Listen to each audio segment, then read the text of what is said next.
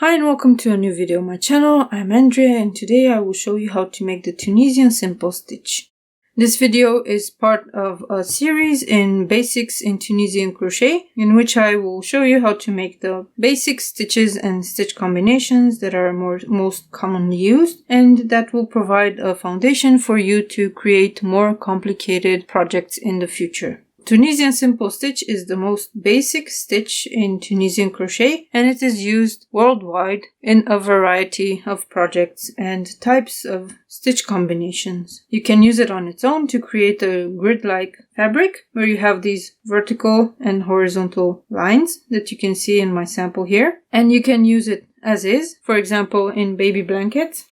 I have this baby blanket pattern in my shop and it uses the Tunisian simple stitch in the body of the blanket. You can create embroidery on top of this fabric because it has almost square stitches. You can use it for color work, for example for graphgans, where you change the color within the row and use bobbins, or you can make a host of other types of projects like interlock, corner to corner, or in the round. There are so many projects that use the simple stitch and that look amazing, and I hope you can explore them. I will make videos for these techniques in the future, so make sure to subscribe if you want to see them. What you need for this tutorial is a hook. You can use a regular hook and some yarn. The hook should be 2 to 3 millimeters larger than the hook regularly used for your chosen yarn. So for example, if you use a size 3 yarn, you should use 6 millimeter hook. If you have a size 4 yarn, a 7 or 8 millimeter hook. And you should start with something thicker so that you can see the stitches well. So let's get started.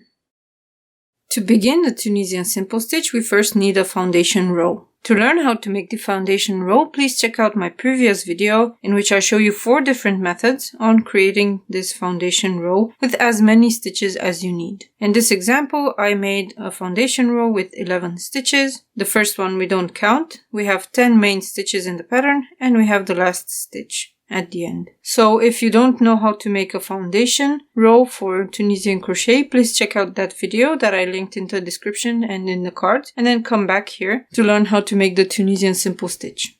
To make the Tunisian simple stitch, all you need to do is insert the hook behind the vertical bar of the next stitch.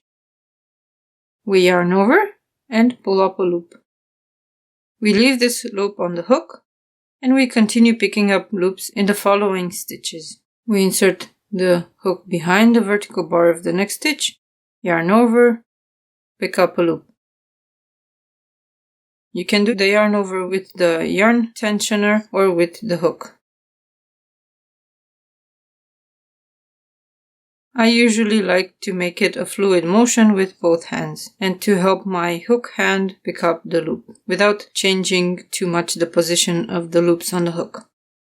What is important for you to keep in mind is that when you pick up the loop, you want to keep even tension in the yarn. You don't want to yank on it and you don't want to yank on the hook either. You want the loop to be the same height as your hook so that it glides easily on the hook, but there's no gap beneath it. If you create this gap, then you will have different heights of stitches and there will be holes in your work. So make sure when you work that you have even tension.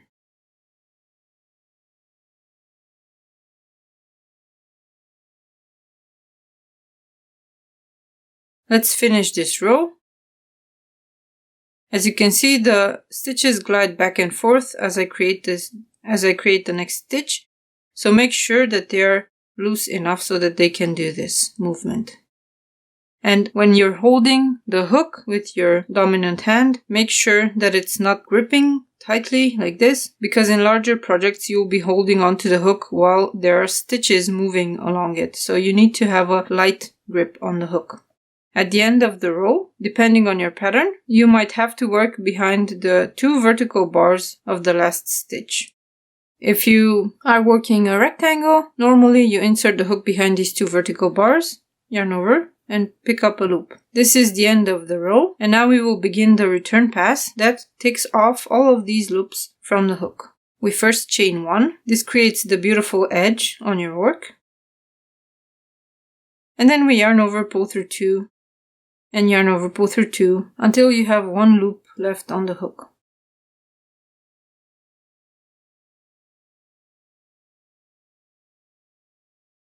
This is the first row of Tunisian simple stitches completed, and I will show you variations. The first variation that I want to show you is the one made with the yarn under.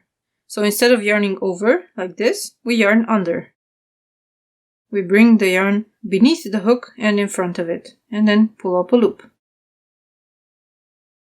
We can do this for the whole row, and you will notice that the stitches have a different look to them, but they are not very different from the original Tunisian simple stitches made with yarn overs.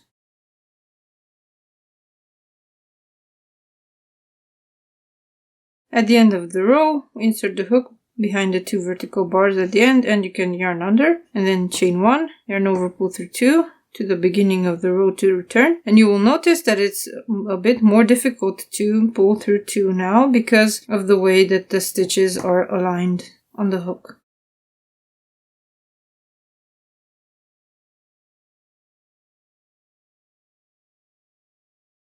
If you look at the stitches now, they look different.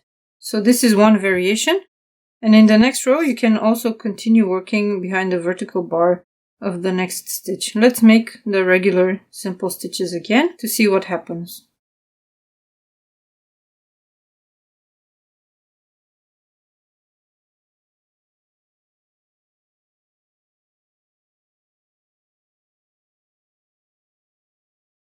At the end of the row, you see that there's not much difference between the first row and the second row of Tunisian simple stitches, despite the second row being made with yarn unders. As you can see, this fabric tends to curl a lot because there's a lot less yarn on the front of the work than on the back. On the back, you have a lot more yarn, so it needs to find a space where to exist, so it makes the fabric curl towards the front of the work. I have 2 videos showing you how to remove the curl in Tunisian crochet, but now I will show you another variation of the simple stitch that has less curl. For this version, we don't work only behind the front vertical bar, but also behind the front horizontal bar. So insert the hook behind these 2 bars, yarn over and pick up a loop. Again, insert behind the 2 bars, yarn over, pick up a loop. We continue like this till the end of the row.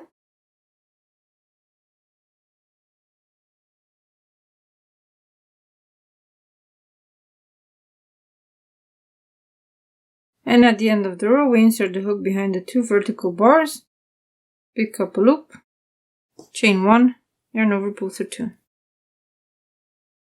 Now let's make one more row, like this.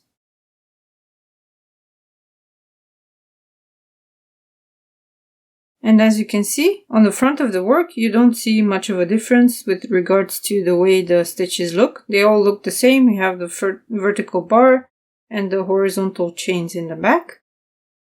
But if you let the fabric relax, you will see that the bottom has a lot more curl than the top. If you make more rows with the 2 different ways of making the stitches, you will notice the difference in the curl. In the next video, I will show you how to make the purl stitch and then how to combine the 2 to create a non-curling fabric that works great for creating edges around fabrics that tend to curl like this. And then we will continue with other stitches as well. So that's it for this tutorial. Thank you so much for watching. I hope you learned something new. And if you liked this video, please give it a thumbs up and check out the other videos that I have on the channel with Tunisian crochet tutorials and patterns. And please subscribe to the channel and ring the notification bell if you want to be notified by YouTube when I post a new video in this series or about Tunisian crochet in general. So thank you so much for watching, and I will see you next time.